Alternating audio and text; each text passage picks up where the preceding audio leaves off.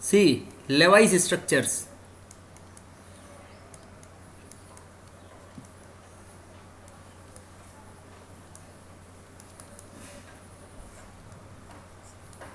Levi's structures देखो, ozone के लिए जैसे आप डिस्कस करना चाह रहे हो, ओजोन इज O3। तो अब इसके अंदर सेंट्रल एटम डिसाइड करना है आपको। तो सेंट्रल एटम डिसाइड करने के लिए इसके अंदर कोई भी एक ऑक्सीजन एटम को सेंट्रल एटम कंसिडर कर लिया। अब ऑक्सीजन के पास देखो बेटा कितने हैं, 6 इलेक्ट्रॉन्स है, वैलेंस इलेक्ट्रॉन्स। ये 6 वैलेंस इलेक्ट्रॉन लिख लिए। नेक्स्ट जो ऑक्सीजन एटम है उसके ऊपर भी 6 वैलेंस इलेक्ट्रॉन है। अब ये 2 इलेक्ट्रॉन्स इसके साथ शेयर करेगा। तो देखो इनका दोनों का ऑक्टेट कंप्लीट हो गया। Yes sir.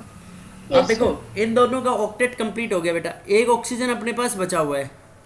इस ऑक्सीजन के ऊपर कितने इलेक्ट्रॉन्स हैं, 6। 6। अब उसमें ऑक्टेट को अगर हम दो डबल बॉन्ड और बनाते हैं तो एक्सेस में हो जाता है। तो ऐसे में मैंने बताया था उसको कोऑर्डिनेट बॉन्ड से रिप्रेजेंट कर सकते हैं कि when the shared pair of electron belongs to single atom only. तो इससे बिलोंग करेगा। देखो सबके ऊपर 8 8 हो गए या नहीं हुए।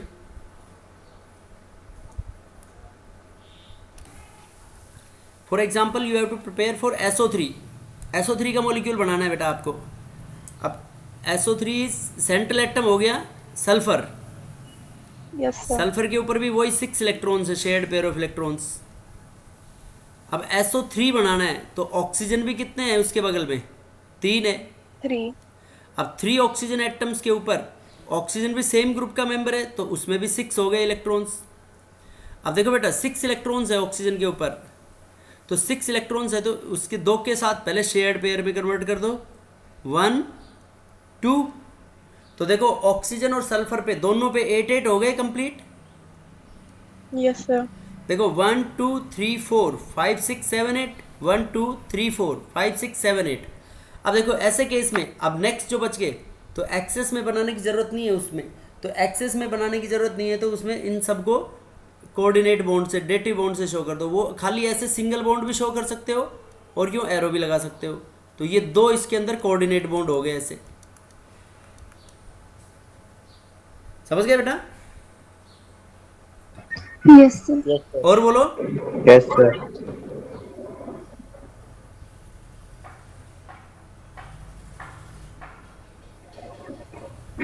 सर NO3 का NO3 माइनस।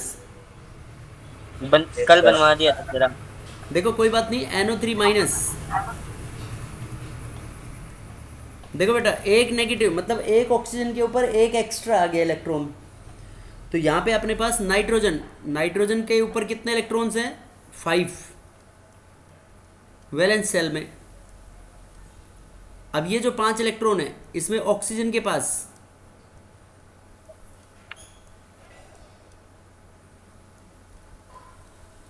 देखो बेटा इसमें ऑक्सीजन के पास कितने हो गए, 1। ये डबल बॉन्ड हो, देखो ऑक्सीजन का ऑक्टेट कंप्लीट हो गया। अब जिस ऑक्सीजन के ऊपर एक नेगेटिव लिया बेटा, एक नेगेटिव लिया तो 6 इलेक्ट्रॉन्स थे ऑक्सीजन के ऊपर, और एक उसने नेगेटिव ले लिया तो मतलब हो गए 7, और एक नाइट्रोजन से शेयर कर लिया तो 8 हो गए कंप्लीट। Yes sir. अब ऐसे ही इन ऑक्सीजन का ऑक्टेट कंप्लीट हो गया तो इसको आप सिंगल बॉन्ड या कोऑर्डिनेट बॉन्ड से शो कर सकते हो इसको, ये ऐसे। और नेट जो चार्ज लगेगा इसके ऊपर, नेट चार्ज 1 माइनस आ जाएगा। इस तरीके से रिप्रेजेंट करेंगे NO3 minus. Next HNO3। HNO3 में तो बेटा कोई चेंज नहीं है इसके अंदर। ये जो नेगेटिव लिया है ये नेगेटिव हट जाएगा और यहाँ से एक H शेयर कर लेगा इससे। Okay sir. नेक्स्ट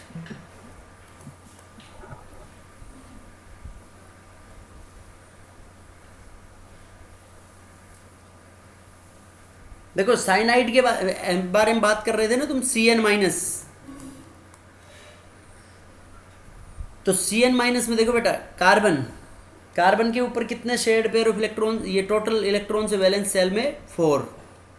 4। और नाइट्रोजन के ऊपर कितने हैं,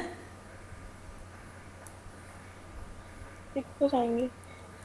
नाइट्रोजन के ऊपर है 5।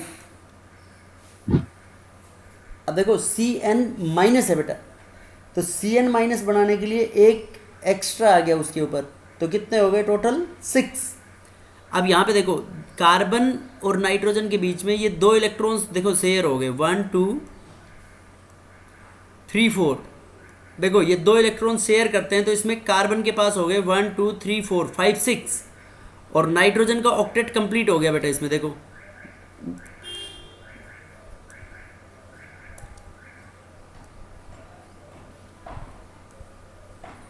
दो नाइट्रोजन ने शेयर कर लिए, और एक नाइट्रोजन के ऊपर है और एक ये नाइट्रोजन के ऊपर नेगेटिव आ गया, हो गया ना नाइट्रोजन के ऊपर 6 1 2 3 4। या इसको नेट नेगेटिव लगा के दिखा दो इसमें,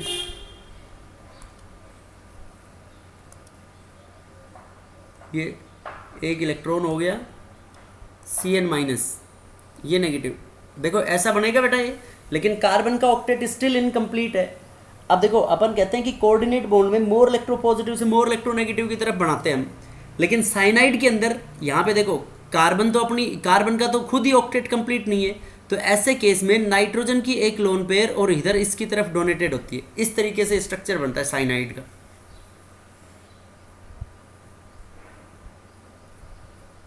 एनी डाउट? No sir.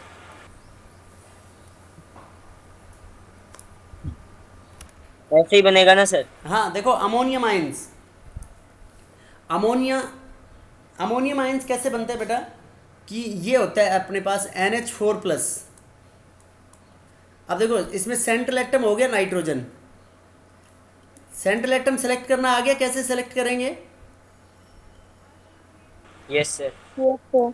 देखो उसके सारे रूल्स मैंने लास्ट लेक्चर में बताए थे।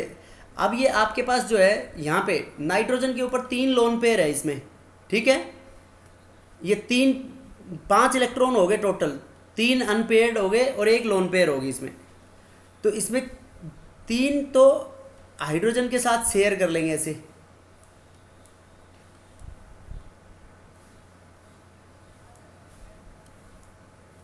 अब देखो बेटा NH4+, एक H के ऊपर प्लस है, तो एक हाइड्रोजन के ऊपर तो एक इलेक्ट्रॉन होता है,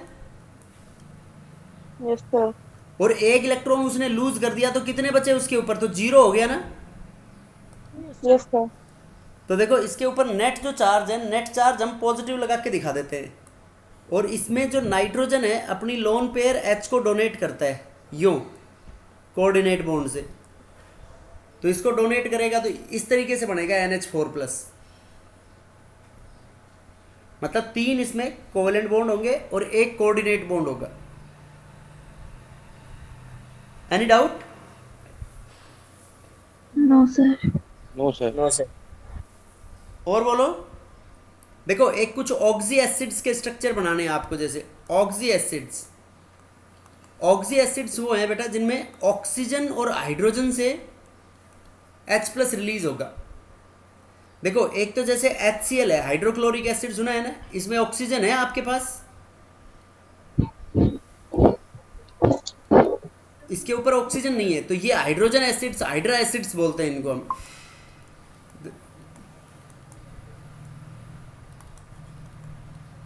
एक जैसे आपके पास H2SO4 है, sulphuric acid, so this is known as oxy acid. देखो ऑक्सी एसिड का जब लेवाइज डॉट स्ट्रक्चर बनाना है आपको, तो क्या करोगे उस केस में? ऐसे केस में आपको सबसे पहले एक तो डबल बॉन्ड O बनाना है उसके ऊपर मिनिमम। क्या बनाना है बेटा? एक तो मिनिमम डबल बॉन्ड हो। OH, ऑक्सी एसिड्स बनाते time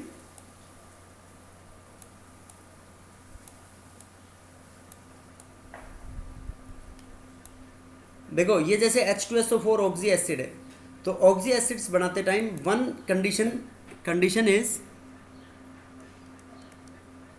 for oxy acids, one double bond O and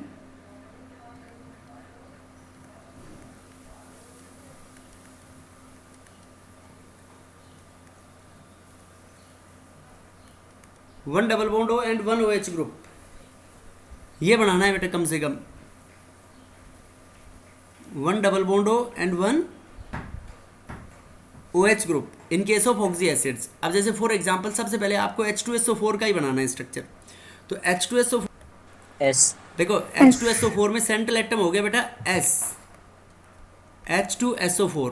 अब देखो सेंट्रल एटम बनाओ और उसके वैलेंस इलेक्ट्रॉन, सल्फर के ऊपर वैलेंस इलेक्ट्रॉन कितने हो गए? 6। 6 ठीक है, ये जो कोऑर्डिनेट बॉन्ड बनाया है ना, जहाँ पे इसको डबल बॉन्ड बन सकता है, तो ये डबल बॉन्ड भी बना सकते हैं इसको। तो उससे जो सेंट्रल एटम है, सेंट्रल एटम की वो लिमिटेशन हो जाएगी, क्योंकि उसके अंदर वो एक्सेस बन जाएगा मॉलिक्यूल, एक्सपेंडेड ऑक्टेट हो जाएगा। अगर वो that is the limitation of octet rule. अगर सेंट्रल एटम के ऊपर इलेक्ट्रॉन्स कितने हैं बेटा? मोर देन 8, तो उसको बोलेंगे हम एक्सपेंडेड ऑक्टेट। अब देखो बेटा यहाँ पे ये एक मिनिमम OH बनाना है। देखो OH, O के ऊपर 6 इलेक्ट्रॉन्स हैं,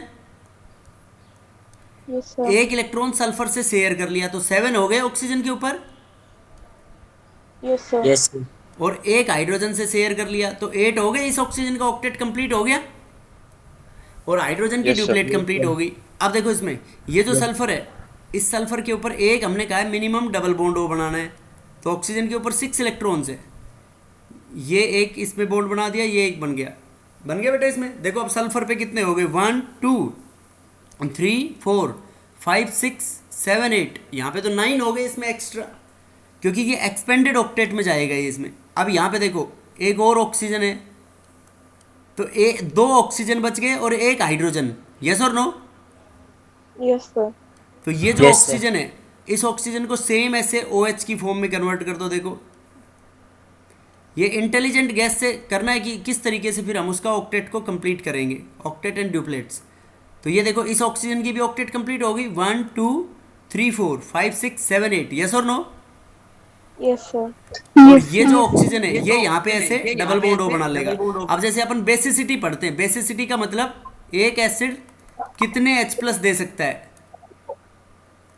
तो बेसिसिटी इसकी 2 होगी बेटा। देखो हमने 3rd चैप्टर में भी पढ़ा था कि वहाँ से H, ये जो मेटल है, मेटल सल्फर, ये नॉन मेटल या मेटल जो भी एलिमेंट है यहाँ पे सेंट्रल एटम, OH उससे बॉन्डेड होता है। तो OH किससे बॉन्डेड है, किस तरीके से बॉन्डेड है? OH मेटल से जुड़ा हुआ है या नॉन मेटल से जुड़ा हुआ है, वो डिसाइड करेगा उसका एसिडिक और बेसिक कैरेक्टर। उस पढ़ा था ना अपन ने ऐसा पॉइंट एक। yes sir तो उसमें इलेक्ट्रोनेगेटिविटी के भी आप पे आंसर करते हैं अपन कि जैसे O और S के बीच में, वो मैंने 2 पॉइंट्स बताए थे क्लीवेज के, तो O और S के बीच में यहाँ पे इलेक्ट्रोनेगेटिविटी डिफरेंस कम है और यहाँ पे O और H के बीच में से ज़्यादा है, तो वो H+ की फॉर्म में जाएगा। तो एसिड होगा या बेस होगा? वो एसिड होगा, यस और नो? yes sir अब देखो ये कितने H+ दे सकता है इस तरीके से, 2 तो इसलिए इसकी बेसिसिटी 2 होगी। और ये एक्सपेंडेड ऑक्टेट का एग्जाम्पल हुआ या नहीं हुआ? देखो 1 2 yes sir 3 4 5 6 7 8 9 10 11 12, कितने इलेक्ट्रॉन्स हो गए बेटा इसके सेंट्रल एटम के ऊपर? 12 12 electrons. So this is a example of expanded octet.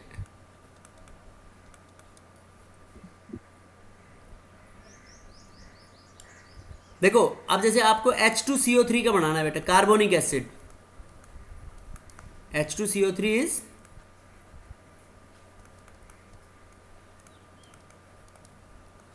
Central atom. Central atom यहाँ पे कौन हो गया? carbon carbon. कार्बन के पास कितने इलेक्ट्रॉन्स हैं?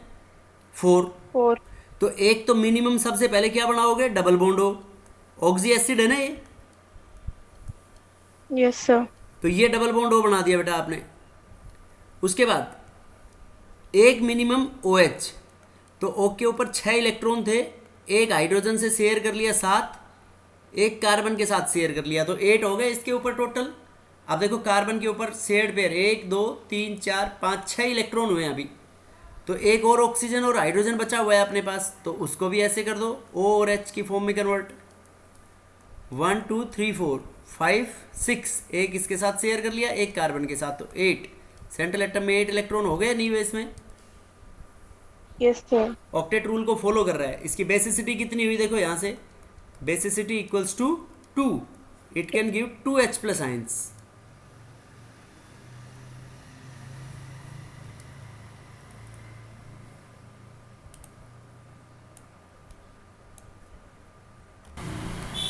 H3PO2, H3PO3 and H3PO4। देखो बेटा ये जो लोन पेयर है ना, जैसे भी अनबॉन्डेड पेयर बचेगी लोन पेयर आपको उस सिचुएशन में बनानी है कि जब तुम्हारे सारे रास्ते बंद हो जाएं, समझ लो। Because presence of lone pair on any molecule creates instability. देखो कैसे, इसमें सेंट्रल एटम अपने पास तीनों ऑक्सी एसिड्स में कौन है? फॉस्फोरस। फॉस्फोरस के ऊपर कितने इलेक्ट्रॉन्स हैं? 5. 5 इलेक्ट्रॉन्स। पी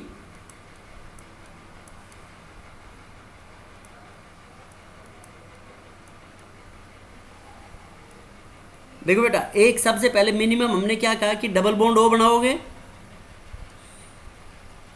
ये देखो डबल बॉन्ड ओ बना दिया हमने पी के साथ। एक मिनिमम क्या बनाना है आपको? कम से कम ओ एच।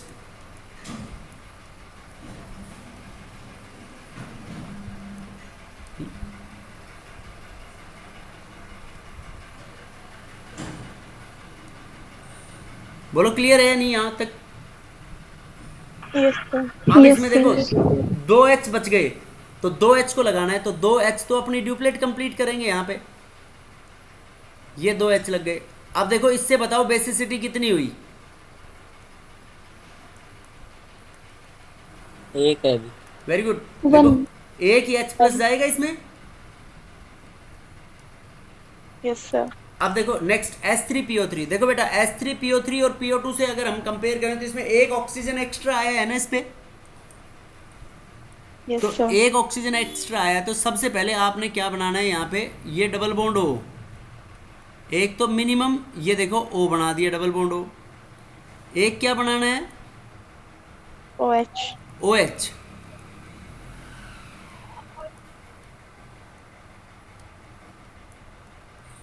ये ओ एच बन गया बेटा। अब देखो इसमें क्या क्या रह गया आपके पास? 2 ऑक्सीजन आ चुके, एक हाइड्रोजन, तो मतलब still you are having 1 oxygen and 2 hydrogens. तो देखो 1 ऑक्सीजन और 1 हाइड्रोजन को फिर ऐसे लगा सकते हैं हम, और एक जो हाइड्रोजन बच गया उस हाइड्रोजन को कैसे शो कर देंगे? ये हो गया वो एक हाइड्रोजन। बोलो। Yes, sir. Yes. ये भी एक्सपेंडेड ऑक्टेट में आएगा। देखो 1 2 3 4 5 6 7 8 9 10 कितने इलेक्ट्रॉन्स आ रहे हैं इस पे? 10. इस पे भी कितने आ रहे हैं? 10. नहीं. 10 इलेक्ट्रॉन्स। अब देखो इसमें बेसिसिटी कितनी हुई बेटा? 2. 2। एक H प्लस यहाँ से लूज कर सकता है ये, और एक H प्लस इसमें। अब देखो H3PO4 में एक और ऑक्सीजन एक्स्ट्रा हो गया। तो ये जो ऑक्सीजन एक्स्ट्रा हुआ बेटा, इसको यहाँ पे एक डबल बॉन्ड ओ बनाना है मिनिमम। ये डबल बॉन्ड ओ। अब देखो 3 ऑक्सीजन बच गए, 3 हाइड्रोजन, तो उनको किसकी फॉर्म में एडजस्ट कर दो? 3 OH ओ।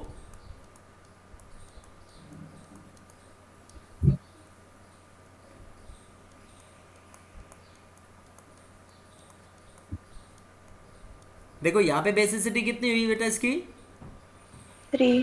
3। अब देखो इसमें जो डिफरेंस है, जो सेकंड स्ट्रक्चर बनाया है तुमने, ये इस स्ट्रक्चर को देखो मैं ऐसे बना रहा हूँ, तो यू हैव टू टेल कि सर इसमें क्या, दोनों में क्या प्रॉब्लम है। बात तो एक ही है। देखो P, अगर P को हम ऐसे बना देते हैं, ये एक इसके ऊपर लोन पेयर, अनबॉन्डेड पेयर, और ये 3 हमने OH ग्रुप लगा दिए इसमें। देखो बेटा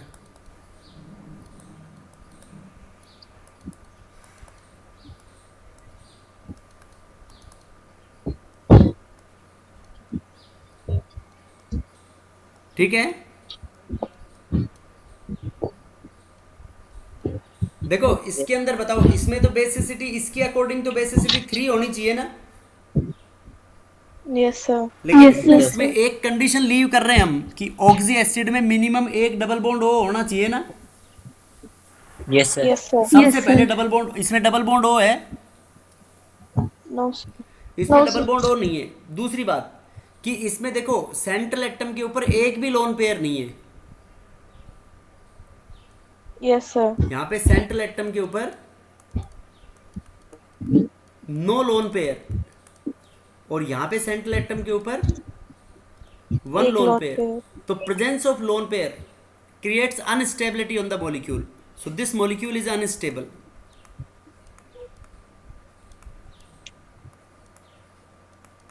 लोन पेयर आपको जब लीव करनी है जब उसके अंदर बिल्कुल आपके पास कोई चांसेस ना हो बॉन्ड बनाने के कंप्लीट। तो ये होगा बेटा इसके अंदर। इस तरीके से अपन इनके Lewis dot structures draw out करेंगे। Next is the limitations of octet rule.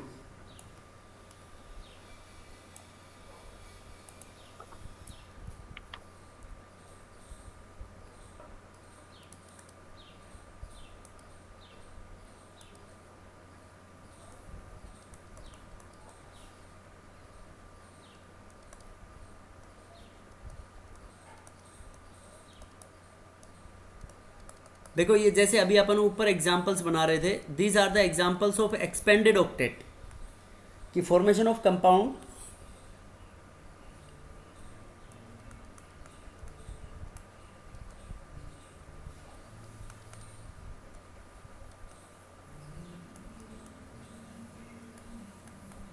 Formation of compounds in which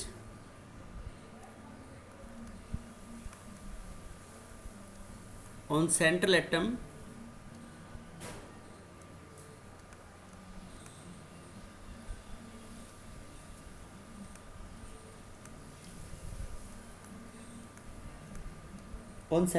electrons more than 8, central atom के ऊपर मोर देन 8 इलेक्ट्रॉन्स हो बेटा। जैसे अभी अपन ने बनाया है H2SO4, तो H2SO4 के अंदर देखो सल्फर के ऊपर कितने इलेक्ट्रॉन्स आ रहे हैं,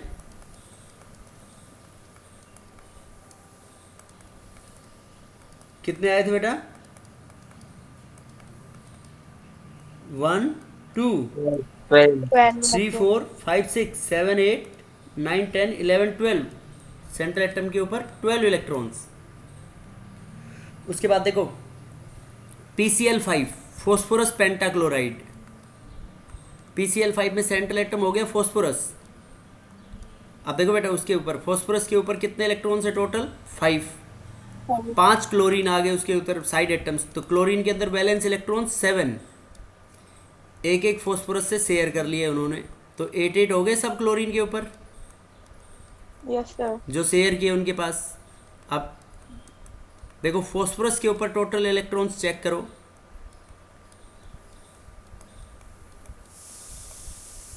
P 10 और ये Cl। देखो इस पे सेंट्रल एटम पे 10 इलेक्ट्रॉन्स हो गए नहीं बेटा? Yes, sir. yes sir तो this is the example of expanded octet, means more than 8 electrons.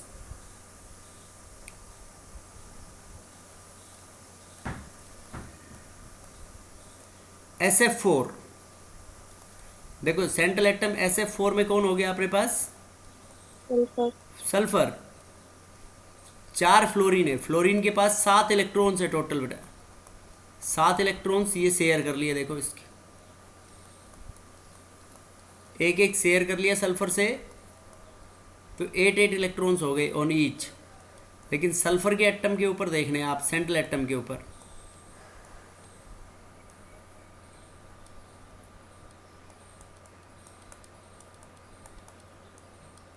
देखो कितने हो गए सेंट्रल एटम के ऊपर? 10. Very good. 1 2 10. 3 4 5 6 7 8 9 10, 10 electrons. Hence we can say that this is also example of expanded octet. Expected. For example IF7 iodine heptafluoride, तो iodine के valence shell में अपने पास इलेक्ट्रॉन्स हैं 7।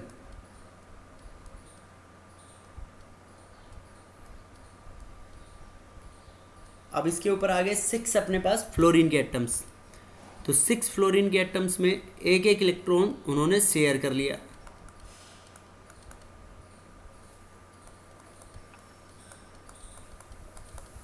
तो एक इलेक्ट्रॉन शेयर करने से फ्लोरीन के पास तो हो गए बेटा पूरे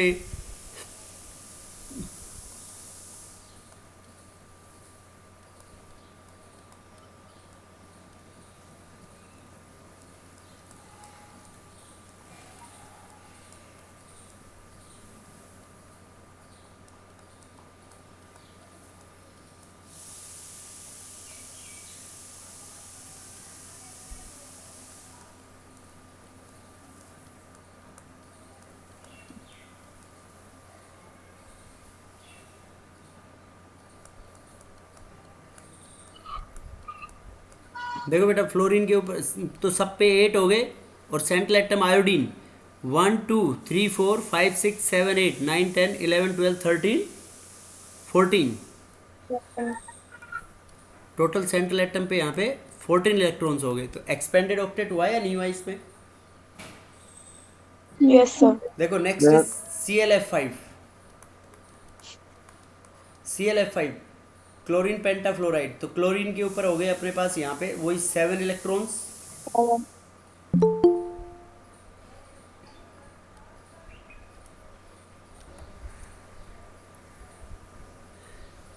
देखो F के ऊपर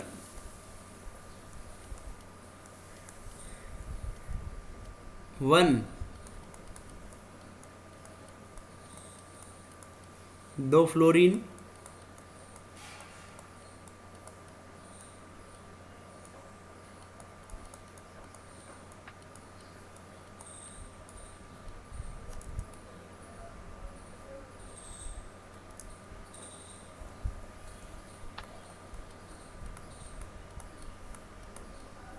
देखो बेटा इस पे 1 2 3 4 5 6 7 8 9 10 11 12, एक लोन पेयर आ गई और 5 बॉन्ड पेयर, इसमें 12 electrons, 1 lone pair and 5 bond pairs.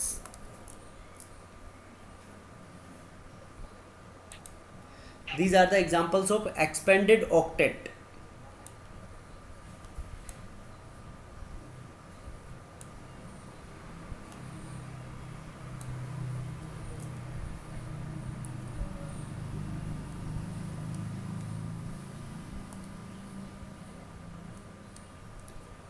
Valent compounds.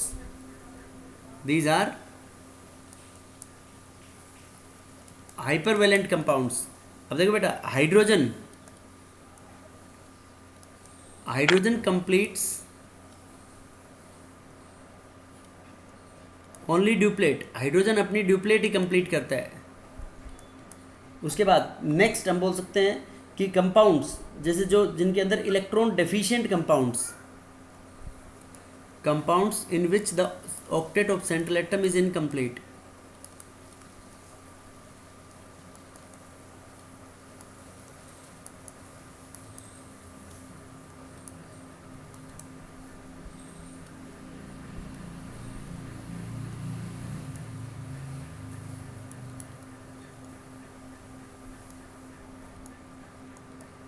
जिनमें octet of central atom is incomplete, these are electron deficient.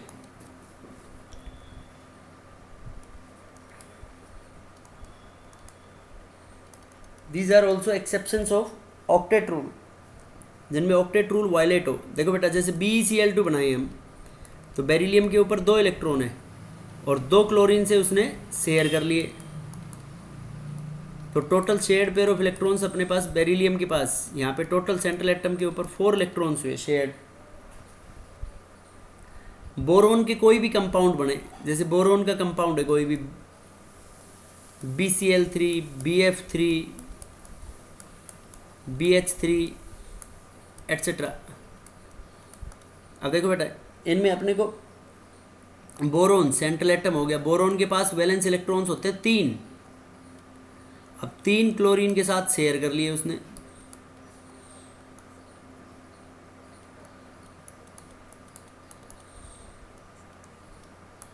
तो 3 क्लोरीन के साथ शेयर करता है। तो देखो इसके ऊपर टोटल इलेक्ट्रॉन्स कितने हुए इसके सेंट्रल ऑक्टेट में? 6 electrons. BF3 BHCl3 AlCl3 etcetera, ये सभी एलिमेंट्स इनमें 6 इलेक्ट्रॉन्स होंगे। तो 6 इलेक्ट्रॉन्स होंगे, तो these are the examples of electron deficient compounds. तो अपन ने 3, एक तो which completes hydrogen completes only duplet, central atom में octet is incomplete and electron deficient compounds. अब देखो इसके अकॉर्डिंग ग्रुप 18 में तो ऑक्टेट कंप्लीट होता है ऑलरेडी, तो group 18 should not form compounds. Group 18 compounds ही नहीं बनाने चाहिए बेटा। लेकिन नेक्स्ट जो है अपने पास formation of some compounds of noble gases.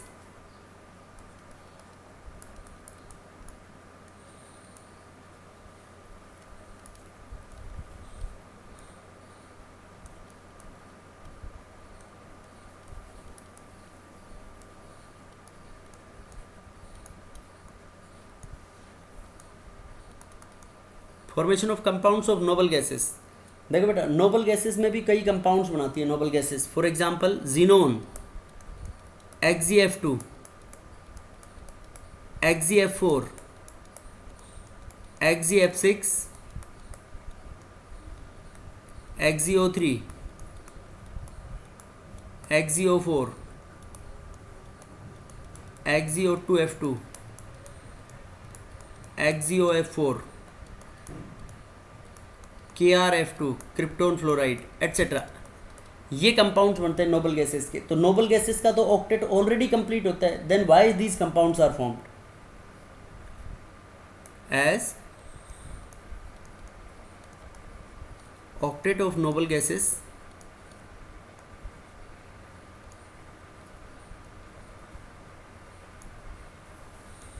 is already complete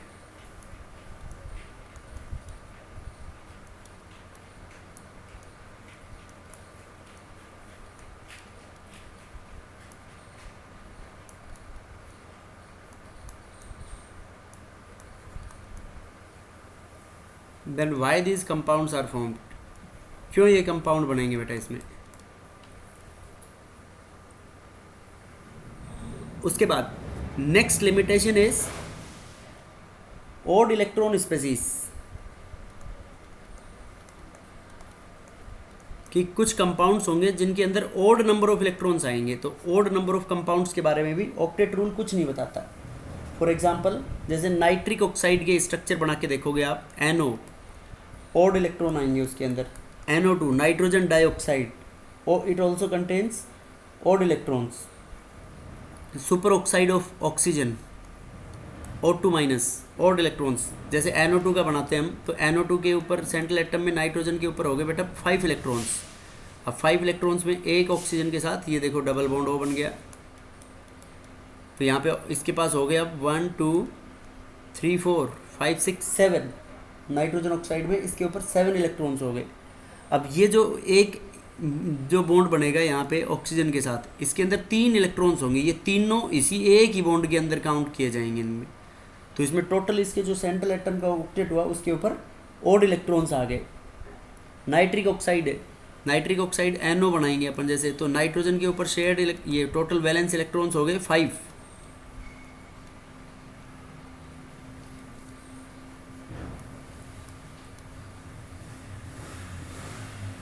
देखो ऑक्सीजन के साथ ये इलेक्ट्रॉन्स ऐसे बन जाएंगे। अब एक जो ऑक्सीजन के ऊपर लोन पेयर है, तो ये देखो सारे ओड इलेक्ट्रॉन्स 3 हो गए इसके अंदर, ये ओड इलेक्ट्रॉन्स। तो ऐसे स्पेसीज के बारे में भी ऑक्टेट रूल कुछ भी नहीं बताता। ये लेवाइस लैंग्वेज के कंसेप्ट। फिर उसके बाद ये जैसे हाइड्रोजन का जो एटम है, उनकी एक तो स्टेबिलिटी ऑफ मॉलिक्यूल्स के बारे में बात नहीं करता और शेप के बारे में बात नहीं करता। These are the limitations of Lewis and Langmuir concept. Shape of molecules, भाई ये बॉन्ड्स जैसे हमने एट रैंडमली कहीं भी बना दिए, तो लेकिन ये ऐसा नहीं होता, कहीं भी नहीं होते, they are aligned in specific direction. तो shape of molecules, energy concept, stability of molecule, shape, energy concept, stability of molecules, ये भी जो कोवैलेंट बॉन्ड फॉर्मेशन के अंदर नहीं बता पाए, इनके बारे में भी वर नॉट एक्सप्लेन्ड।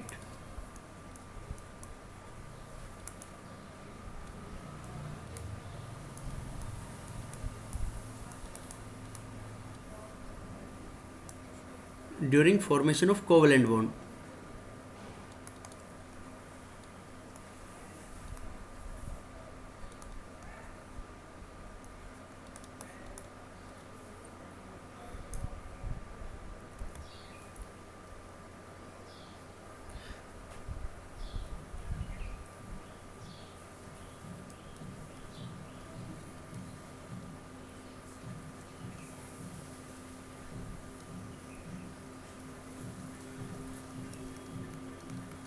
देखो फॉर्मल चार्ज बॉन्डेड स्टेट में निकालते हैं बेटा ऑन एन एटम्स। तो फॉर्मल चार्ज किसी भी एटम के ऊपर, एटम इन अ मॉलिक्यूल और आयन, ये फॉर्मल चार्ज बराबर होता है अपना total number of valence electrons, किसी भी एटम के ऊपर टोटल नंबर ऑफ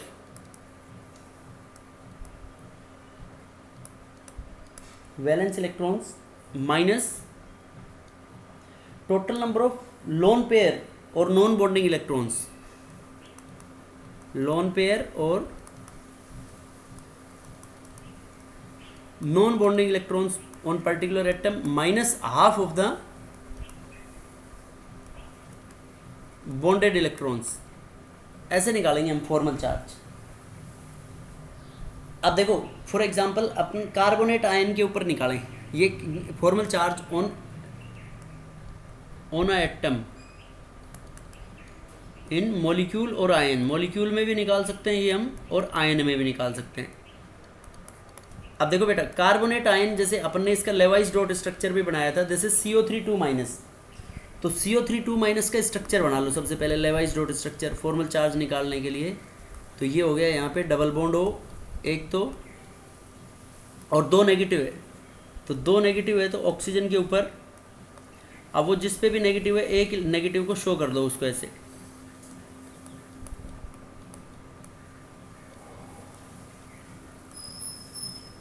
तो ये जो फॉर्मल चार्ज निकालेंगे हम किसी के भी ऊपर, जो भी मतलब फ्री एटम होगा यहाँ पे, फ्री एटम और आयन के ऊपर, तो इसमें 3 हो गए इस तरीके से, अपने पास 3 ऑक्सीजन हो गई। अब देखो इन 3 ऑक्सीजन एटम में इसको नंबर मार्क कर लो 1 2 3। अब देखो बेटा इसमें ये 1 2 3 3 एटम्स हो गए यहाँ पे। अब इनके अंदर इसकी जो रिप्रेजेंटेशन है 1 के अंदर, देखो एटम नंबर 1 के ऊपर फॉर्मल चार्ज निकालना है Fc, formal charge will be total valence electron, देखो ऑक्सीजन में टोटल वैलेंस इलेक्ट्रॉन हो गए 6 minus lone pair non bonded electron, non bonded देखो 1 2 3 4 minus half of bonded electrons, तो बॉन्डेड देखो 1 2 3 4, तो माइनस हाफ ऑफ द 4, तो ये देखो नेट चार्ज यहाँ से इससे निकालेंगे तो 0, तो इसलिए देखो इस एटम के ऊपर कोई चार्ज नहीं है। अब देखो formal charge on second atom, valence electron वही 6 माइनस अनबॉन्डेड जो पेयर ऑफ इलेक्ट्रॉन्स हो गए, अनबॉन्डेड पेयर देखो बेटा 1 2 3 4, ये एक हो गया नेगेटिव की फॉर्म में 5 6, तो -6 minus half of bonded, half और बॉन्डेड इसके अंदर 2 इलेक्ट्रॉन है 1 2, तो देखो जब हम इसको सोल्व करेंगे तो अपने पास आएगा -1, तो देखो नेट चार्ज भी -1 है अपने पास सेकेंड एटम के ऊपर।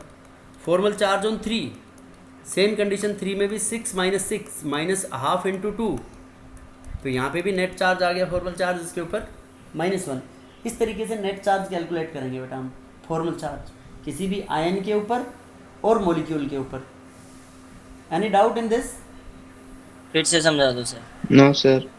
देखो फॉर्मल चार्ज जो है किसी भी एटम के ऊपर कैलकुलेट करना है, तो अपन ने formal charge first oxygen atom के ऊपर दिया है यहाँ पे, तो फर्स्ट ऑक्सीजन एटम के ऊपर ये फॉर्मूला याद रखना है आपको, total number of valence electrons minus lone pair और नॉन बॉन्डिंग इलेक्ट्रॉन्स।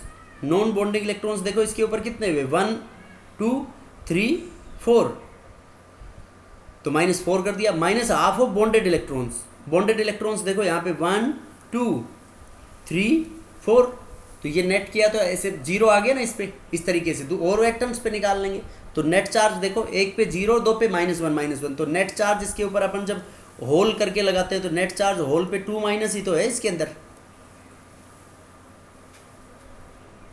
नहीं समझा बेटा? Yes sir. Yes sir. आगे सर। तो मतलब इसके अंदर जो मेन अपना कंसेप्ट क्या है, ये फॉर्मल चार्ज कैलकुलेट करने का, फॉर्मल चार्ज कैलकुलेट करने का मेन कंसेप्ट इसमें है कि इसमें मतलब मोस्ट स्टेबल स्ट्रक्चर को अपन प्रेडिक्ट कर सकते हैं। दिस इज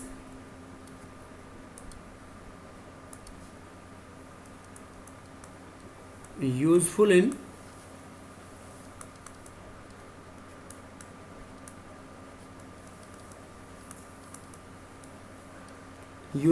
predicting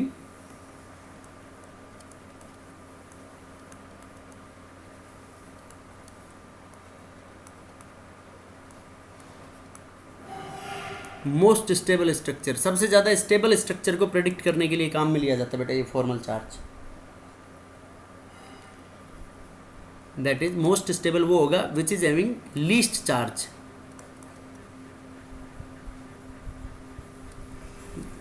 अब देखो फॉर एग्जांपल ओजोन के लिए कैलकुलेट करना हो अपने को, ओजोन का स्ट्रक्चर अपन ने बनाया था O3,